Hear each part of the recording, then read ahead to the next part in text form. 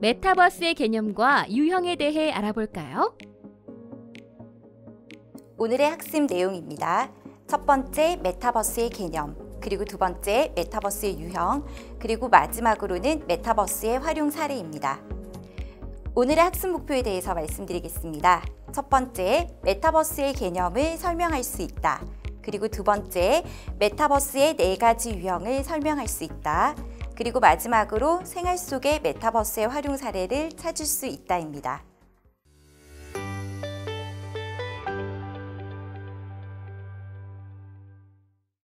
네, 안녕하세요. 메타버스의 이해에 대해서 여러분들과 함께 알아볼 호남대학교 이성아입니다. 자, 오늘 여러분들과 함께 메타버스의 개념과 그리고 메타버스의 유형에 대해서 살펴보도록 하겠습니다. 지금 화면을 보시면은요, 2가지의 영화의 포스터가 있습니다. 첫 번째는 매트릭스이고요. 그리고 두 번째는 레디 플레이어 원이라는 영화입니다. 매트릭스는 아주 잘 아시다시피 1999년에 나온 영화이고요. 그리고 레디 플레이어 원은 2018년에 나온 영화입니다. 자, 이 두 영화의 공통점이 무엇일까요? 혹시 눈치채셨을까요? 네, 이 영화의 공통점은 바로 메타버스가 등장을 한다는 것입니다. 자, 그러면 메타버스의 개념이 무엇인지 한번 살펴보도록 하겠습니다. 자, 메타버스란 가공이나 추상을 의미하는 메타와 그리고 현실 세계를 의미하는 유니버스의 합성어입니다. 자, 메타와 유니버스가 합해져서 메타버스라는 용어로 쓰이고 있는데요. 이런 메타버스는 현실 세계와 가상 세계를 자유롭게 넘나들면서 현실 세계의 나를 표현하는 아바타를 통해서 3차원의 가상 공간에서 실제 생활과 동일하게 생활을 영위하는 가상의 세계를 바로 메타버스라고 합니다. 자, 그리고 이런 메타버스는요, 아바타를 조작을 해서 가상의 공간을 자유롭게 이동할 수 있는 플랫폼을 뜻하기도 하는데요. 우리가 코로나 시절에 화상회의를 굉장히 많이 했었습니다. 그런데 이런 화상회의에서는요, 다른 사람들과 상호작용하는 것도 좀 약하기도 하고요. 그리고 내가 직접 어딘가에 걸어가거나 어떤 공간적인 이동을 한다라는 감각이 없기 때문에 공간에 대한 실제감을 많이 지각을 하기가 어려웠다라는 단점이 있었습니다. 자, 이러한 단점들을 극복할 수 있는 방안으로 메타버스가 대두되기 시작을 했고요. 이런 메타버스는 우리 생활 속에서도 지금 굉장히 깊숙하게 자리를 잡기 시작을 했습니다. 자, 이런 메타버스는요, 아바타가 살아갈 디지털 지구라고도 이야기를 하는데요. 지금부터 메타버스에 대해서 조금 더 자세히 살펴보도록 하겠습니다. 네, 그럼 이러한 메타버스라는 개념은 언제 처음 등장을 했을까요? 지금 화면에 보이시는 소설의 표지를 살펴보시면은요, 스노크래시라는 소설이고요. 그리고 이 소설에 메타버스의 시대라는 문구도 적혀 있습니다. 메타버스라는 개념이 등장을 했던 이 소설이 굉장히 최근의 소설이라고 생각을 하실 수도 있는데요. 이 소설은 1992년에 등장을 하게 되었습니다.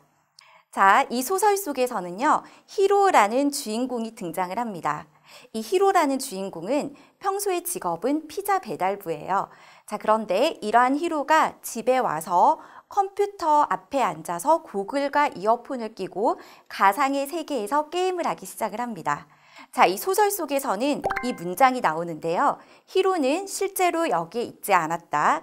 그는 컴퓨터가 만들어내고 그의 고글과 이어폰으로 끌어낸 세계 안에 있었다. 이 가상의 공간은 메타버스이다.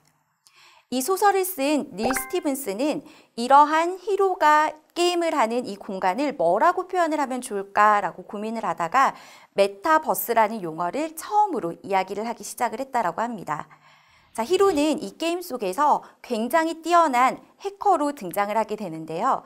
히로의 평소 직업은 피자 배달부이고 메타버스 내에서는 굉장히 뛰어난 해커로 등장을 하게 됩니다.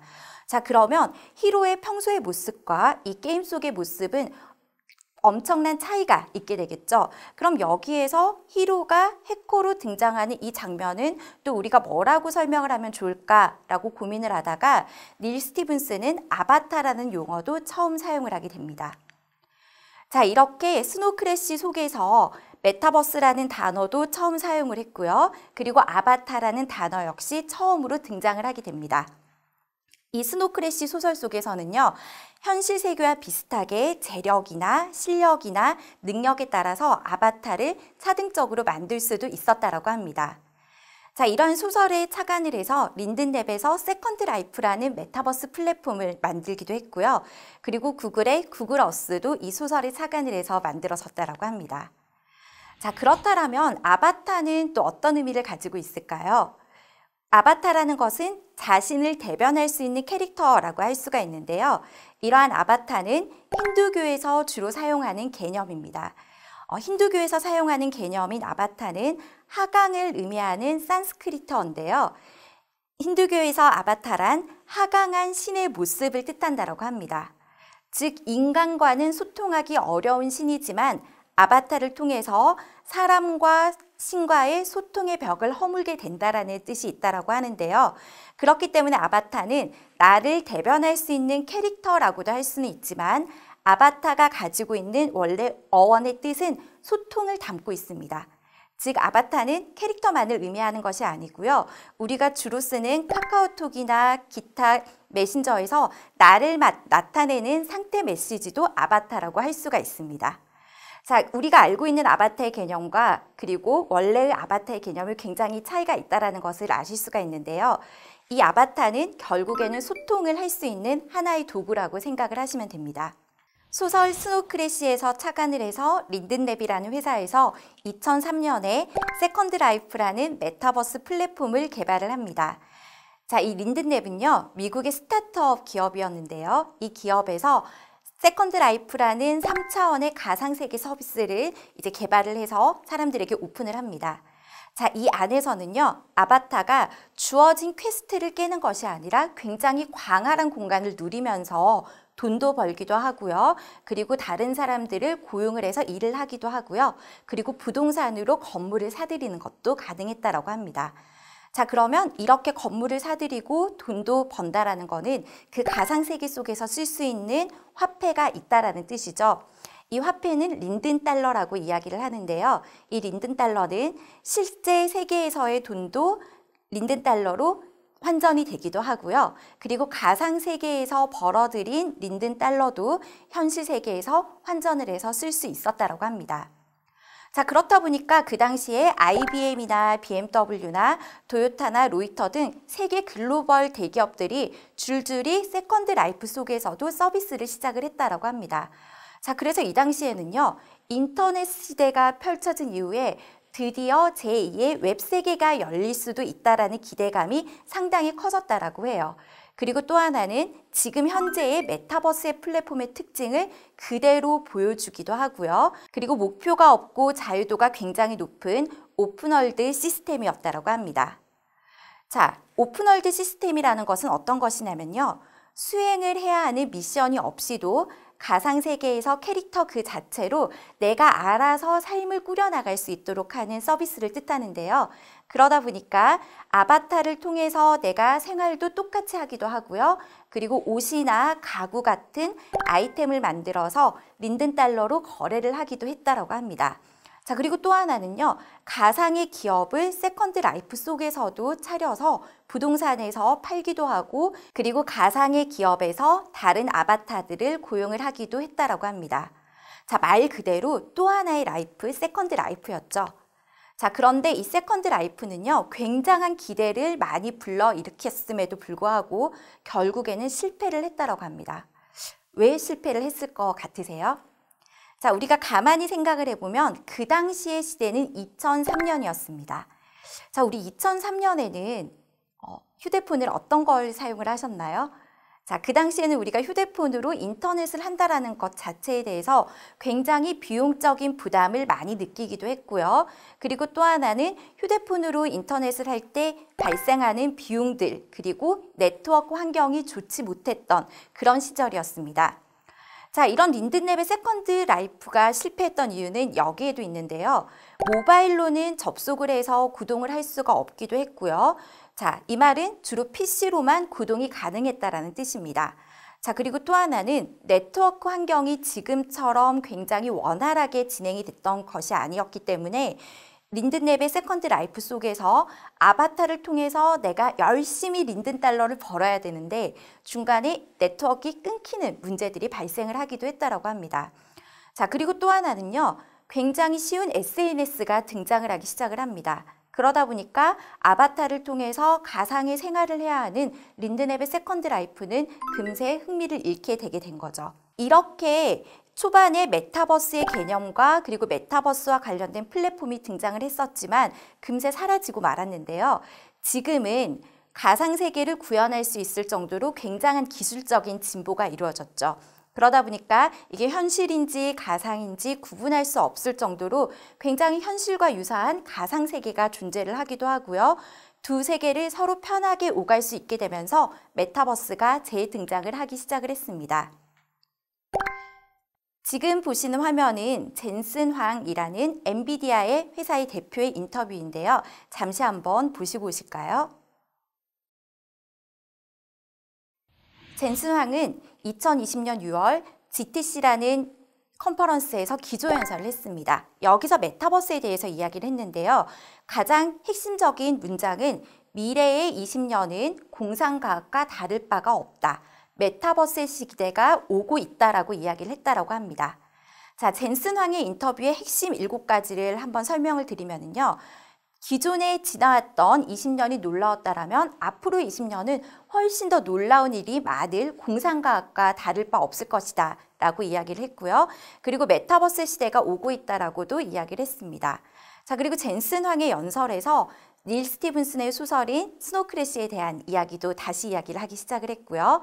또 메타버스라는 것은 인터넷의 뒤를 잇는 가상현실 공간이다라는 표현도 했습니다.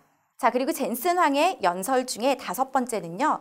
메타버스에서 다운받는 청사진은 실제 세상으로 만들 수도 있다라고 이야기를 했고요. 자, 그리고 엔비디아의 옴니버스를 통해서 시뮬레이션과 협업을 할 수 있는 플랫폼을 통해 메타버스를 훨씬 더 많이 우리가 경험을 할 수 있을 것이다 라고 이야기를 했다라고 합니다. 자, 이런 메타버스의 시대가 오고 있다. 그리고 이미 우리는 메타버스의 시대에 살고 있다라고 해도 과언이 아닐 텐데요. 이런 메타버스의 시대는 다른 세상과 연결되는 시대라고 생각을 하시면 됩니다. 2023년 미국 인력개발학회에서 이야기를 하는 메타버스의 트렌드는 다음과 같습니다. 기존의 2022년까지는 메타버스와 관련된 내용에 대해서 이 트랙에서 주요 키워드로 등장을 하진 않았는데요. 23년부터 메타버스의 트렌드에 대해서 트랙에서 이야기를 하기 시작을 했다고 합니다. 자, 여기에 보시면은 메타버스 단독만으로 움직이는 것이 아니라요. 메타버스는 AI라던가 아니면은 우리가 몰입하는 학습들 그리고 VR과 같이 함께 어우러져서 학습의 몰입을 훨씬 더 많이 높일 수 있는 하나의 트렌드라고 볼 수가 있는데요. 이런 메타버스는 공간 속에서 우리가 움직일 수 있기 때문에 공간 속에서 다른 사람들과 상호작용을 하고 공간과의 상호작용을 하면서 훨씬 더 많은 몰입을 할 수 있다고 합니다. 자, 그리고 또 하나는요. 메타버스에서 사용자들은요. 가상 공간을 굉장히 자유롭게 넘나들 수 있죠. 아바타를 통해서 가상 공간을 자유롭게 넘나들면서 우리가 공간에 대한 지각도 할 수 있다고 합니다. 그렇다 보니까 실제 세계와 비슷한 메타버스 속의 공간에서 우리가 학습을 하거나 누군가와 상호작용을 한다라고 하면 훨씬 더 많은 몰입형 상호작용을 할 수가 있게 되는 거죠.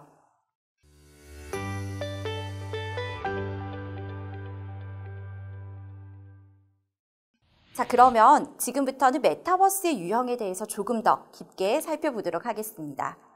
자, 메타버스 플랫폼의 유형은 크게 3가지로 구분을 할 수가 있습니다. 게임형이 있을 수가 있고요. 그리고 SNS형이 있을 수가 있고요. 교육이나 산업이나 협업을 할 수 있는 유형이 있을 수도 있습니다. 자, 로블록스나 마인크래프트 같은 경우에는 아바타를 통해서 그 속에서 게임을 하는 형태의 메타버스라고 생각을 하시면 되고요. 제페토 같은 경우에는 SNS, 그리고 버벨라나 게더타운이나 스팟 같은 경우에는 교육이나 산업이나 협업에 적합한 메타버스의 플랫폼이라고 할 수가 있습니다. 2007년 미국의 가속화 연구재단에서는 메타버스의 유형을 크게 4가지로 분류를 했습니다. 자, 첫 번째는 증강현실이고요. 두 번째는 라이프 로깅, 그리고 세 번째는 거울 세계, 그리고 마지막으로는 가상 세계입니다. 자, 2007년에 이렇게 분류를 했는데요. 지금은 이 네 가지가 모두 복합적으로 얽히고 설켜 있다라고도 생각을 하시면 됩니다. 자, 증강현실은 현실의 이미지나 배경에 3차원의 가상 이미지를 겹쳐서 보여주는 기술을 뜻하는데요. 포켓몬고 같은 경우가 가장 대표적인 예가 될 수가 있겠고요. 그리고 라이프 로깅은 일상생활에서 접하는 다양한 경험과 정보들을 기록하고 저장하고 공유까지 하는 활동을 뜻합니다. 자, 그리고 거울 세계는 실제 세계의 정보가 그대로 반영된 디지털 세계라고 할 수가 있고요. 그리고 가상 세계는 컴퓨터 기반으로 구현된 3D 공간이라고 할 수가 있습니다. 자, 그러면 각각의 유형에 대해서 조금 더 자세히 살펴보도록 하겠습니다. 자, 증강현실은요, 1900년대에 처음 등장을 했다라고 합니다. 아니, 증강현실이 어떻게 1900년에 처음 등장을 할 수가 있어요? 라고 생각을 하실 수가 있는데요. 아주 잘 아시는 오즈의 마법사라는 이 동화책의 원작자가 이 사람이 캐릭터 마커라는 전자 디바이스를 고안을 했다라고 해요. 이후 1990년대에 AR이라는 증강현실이라는 말이 처음으로 대중에게 전파가 됐다라고 합니다. 자, 특히 우리 비행기를 만드는 회사로 굉장히 유명하죠. 미국의 보잉이 비행기 조립 과정에 가상의 이미지를 입힌 것이 대중에게 선보여진 최초의 증강현실이라고 할 수가 있는데요. 우리가 이제 흔히 볼 수 있는 증강현실은 포켓몬고 같은 경우도 있을 수가 있고요. 스노우라는 어플을 통해서 내 얼굴에 가상의 이미지를 입히는 것도 증강현실이 될 수도 있습니다. 자, 그런데 이런 증강현실은요, 있는 그대로 실존하는 물건이나 사람이 있어야지만 세계가 완성이 됩니다. 즉, 가상의 세계와 현실 세계를 넘나들 수 있어야지만 증강현실이라고 할 수가 있습니다. 자, 그리고 두 번째 유형이죠. 라이프 로깅입니다. 자, 라이프 로깅은 삶의 기록을 뜻하는데요. 취미나 건강이나 개인 생활의 전반을 기록하는 것을 뜻합니다. 자, 예를 들어서 GPS나 센서 같은 것들을 활용해서 위치 정보를 기록을 하거나 생체 정보를 자동으로 기록하는 것도 라이프 로깅에 해당이 되는데요. 스마트워치를 이용하시는 분들이 굉장히 많으십니다. 자, 이런 스마트워치를 이용을 하시면 하루에 몇 걸음을 걸었는지, 나의 심박수가 지금 갑자기 빨리 뛰고 있지는 않은지, 그리고 수면을 할 때 렘 수면이나 깊은 수면에 들어가는 것들이 어느 정도가 있는지를 기록하는 것들, 이 모든 것들도 다 포함이 됩니다. 자, 그리고 페이스북이나 인스타그램이나 이런 각종 SNS에 기록을 한다라고 했을 때 여기서 현실의 나와 그리고 보여주고 싶지 않은 나를 빼고 이상적인 나를 더해서 기록을 하는 것도 라이프 로깅이라고 할 수가 있습니다. 자, 이런 라이프 로깅의 가장 기본적인 메커니즘은 피드백인데요. 자, 우리가 스마트워치를 가지고 나의 건강 기록을 계속 기록을 한다라고 하면 심박수가 빨리 뛰게 되면은 피드백이 오게 되죠. 이제 심호흡을 하라라던가 아니면은 빨리 병원을 가라라던가 이런 피드백이 오기도 하고요. SNS에 이상적인 나의 모습을 기록을 했을 때 다른 사람들이 좋아요를 눌러주거나 댓글을 남겨주면 훨씬 더 많이 SNS를 하고 싶어하는 그런 경향들도 있죠.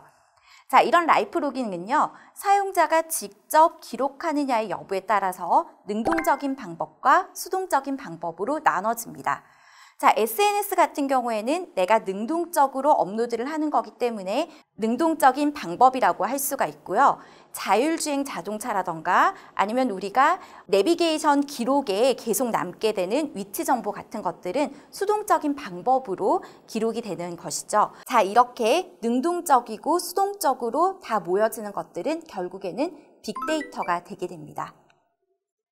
자, 그리고 세 번째 유형입니다. 거울 세계인데요. 실제 세계의 모습이나 정보 그리고 구조 등을 그대로 복사하듯이 만들어낸 세계를 뜻합니다. 자, 이런 거울 세계는 현실 세계의 정보를 전달하는 데 중점을 두고 있는데요. 우리가 카카오 택시를 이용을 했을 때 기사님이 현재 어디를 오시고 계시는지 그리고 내가 지금 탄 택시가 어디를 가고 있는지 앱에 다 나오게 되죠. 이런 것들도 거울 세계라고 볼 수가 있고요. 네이버 지도를 통해서 실시간 CCTV를 본다라던가 혹은 거리뷰를 본다라던가 하는 것들도 거울 세계에 포함이 됩니다. 자, 그리고 메타버스의 유형의 마지막인데요. 가상 세계입니다. 이런 가상세계는 현실에서 존재하지 않는 전혀 다른 신세계를 뜻하는데요. 그러다 보니까 공간이나 시대나 문화적 배경이나 제도 같은 것들이 모두 다 새롭게 태어날 수 있는 가능성이 아주 무궁무진한 세계를 가상세계라고 할 수가 있습니다. 온라인 게임 역시 가상세계라고 할 수가 있는데요. 월드 오브 워크래프트나 아니면 BTS가 콘서트를 했던 포트나이트나 리니지 같은 경우에도 가상세계에 해당이 된다라고 할 수가 있습니다. 네, 메타버스는 5가지의 속성을 가지고 있습니다. 첫 번째는 연속성, 두 번째는 실제감, 세 번째는 상호 운용성, 그리고 네 번째는 동시성, 마지막으로는 경제 흐름입니다. 자, 연속성은 한 플랫폼에서 여러 가지 활동을 하는 것을 의미하는 것이 아니라요. 기록이 이어진다라는 메타버스의 플랫폼이라고 생각을 하시면 됩니다. 자, 예를 들어서 하나의 아바타에다가 내가 오늘 이런 옷을 입혔고요. 이런 활동들을 했어요. 그런데 자, 내일이 되면은 그 내용들이 다 사라지는 것이 아니라 그대로 연결이 된다라는 성질을 바로 연속성이라고 할 수가 있습니다. 자, 그리고 두 번째 속성인데요. 실제감입니다. 자, 실제감은 가상의 공간에서 내가 누군가와 함께 있다고 지각을 하는 정도인데요. 그렇기 때문에 누군가와 상호작용을 하는 것도 메타버스의 하나의 속성이라고 할 수가 있고요. 저 아바타를 통해서 공간에 대한 실제감을 지각을 할 수도 있고요.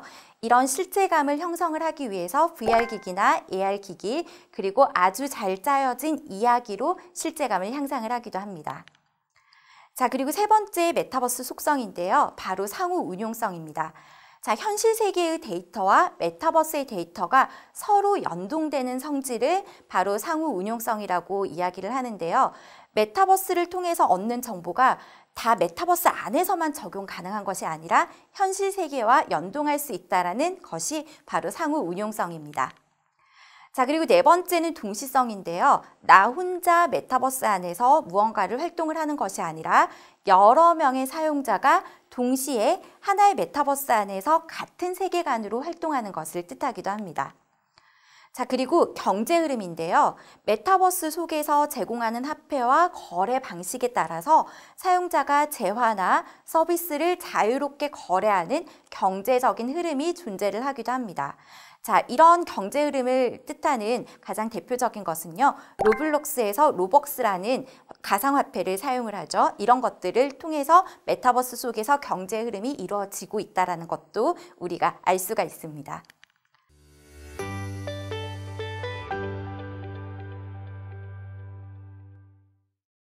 자, 그러면 이러한 메타버스의 범위는 도대체 어디까지일까요? 뭔가 아바타를 쓰는 것도 메타버스일 것 같기도 하고요. 그리고 단순히 네이버 지도를 보는 것도 메타버스일 것 같다라고 생각을 하실 수가 있는데요. 메타버스의 범위는 VR 기기를 사용을 하는 것도 메타버스가 될 수가 있고요.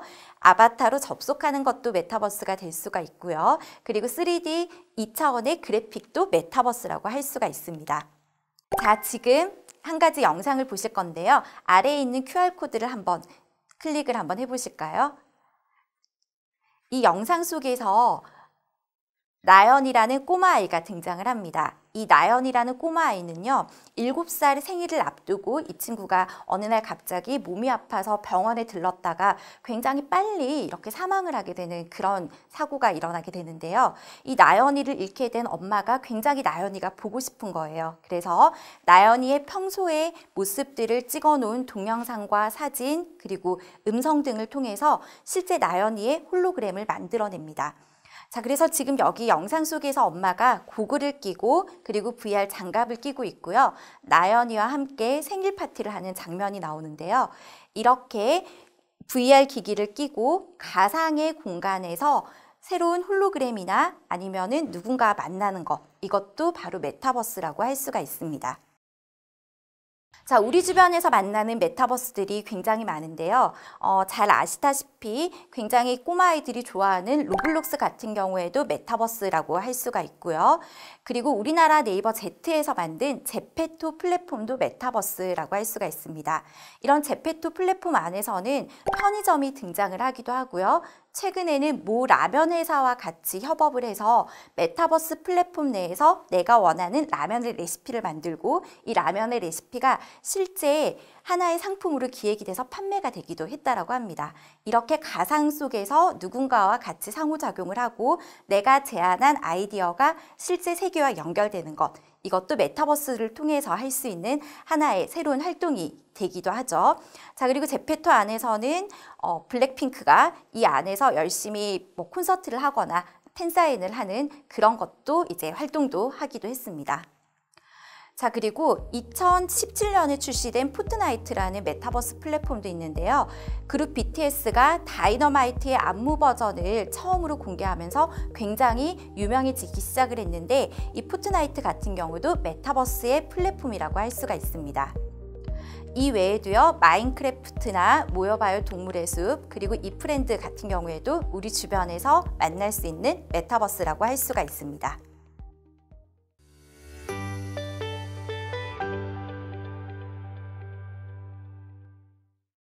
이번 시간에 알아두면 좋은 꿀팁! 메타버스에 대한 다양한 유형과 속성을 꼭 기억하고 넘어가세요.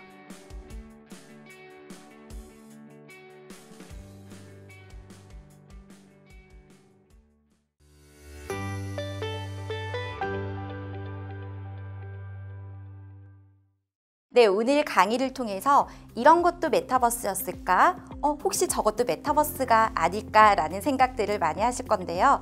여러분의 일상생활 속에서도 굉장히 조그마한 메타버스의 사례에 대해서 한번 살펴보시고 오늘 제가 여러분들께 말씀드렸던 메타버스의 개념이나 유형을 다시 한번 떠올려 보시고 그리고 메타버스를 어떻게 한번 내 생활 속에서 적용시켜 볼 것인가에 대해서 한번 고민해 보실 수 있는 시간이었으면 좋겠습니다. 네, 그럼 이상 강의를 마치도록 하겠습니다. 감사합니다.